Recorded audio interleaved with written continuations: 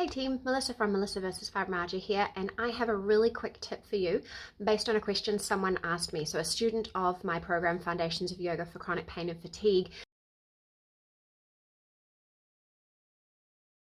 did one of the classes and loved it, and was wondering if one or two of the poses or stretches kind of resonates or feels good. Can you do it every day? Absolutely. That is kind of the point. So in my program, the course and my studio, so the course is like a specific course to teach you how to start or adapt a yoga practice with chronic pain and fatigue. And the studio is accessible yoga. It's like a library of accessible yoga. But in both of them, I have what I call a toolkit. And so that is a lot of the common poses broken down and presented on their own.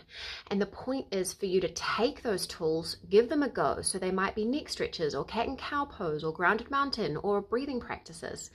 And if they feel good, incorporate them into your daily management plan. So you can put them onto your pain management plan or your regular day plan, however you kind of organize yourself so that you're doing your coping mechanisms every single day to help with pain and fatigue.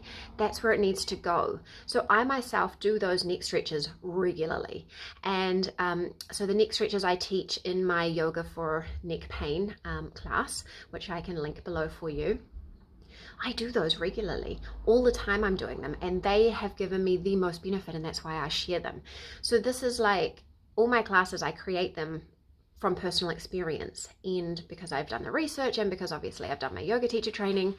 But the point is for you to take them and use them as helps. So if you've got a tool that is helping, like if you've got cat and cow pose and that feels really good for you, or child's pose, or the neck stretches, do them every single day. I do the neck stretches multiple times a day. I do cat and cow pose multiple times a day.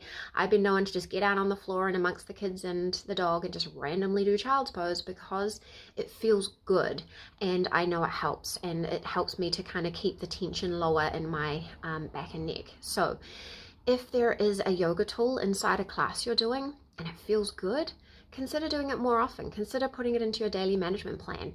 And more than that, if you don't have a daily management plan, please make one. I've got all sorts of templates and worksheets and blog posts about this on my blog, but literally take a time to write down all those things that help you, even individual yoga poses, and then put them into a bit of a plan for what you'll do regularly and when you'll do it. Because at first you'll probably need to kind of remind yourself, maybe set reminders and do it regularly to build that habit. But then you can get to a place like I'm in, and I hardly even have to think about it, right? Like I hardly register that I'm experiencing tension or pain in my back and neck, and I'm doing those stretches and those poses.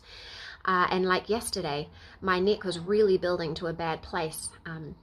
I've been delayed seeing the physio, and I woke up very, very unwell. And so I was doing my stretches, I was doing my trigger point work, and I recognized it wasn't working. So I took my medicine and I went to bed and did a 1-hour yoga nidra meditation.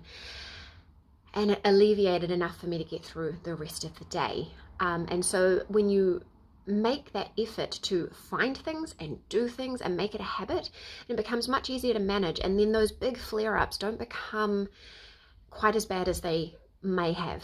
So give it a go. Let me know, what are your favorite poses that you add in your daily management toolkit, and I'll catch you again soon.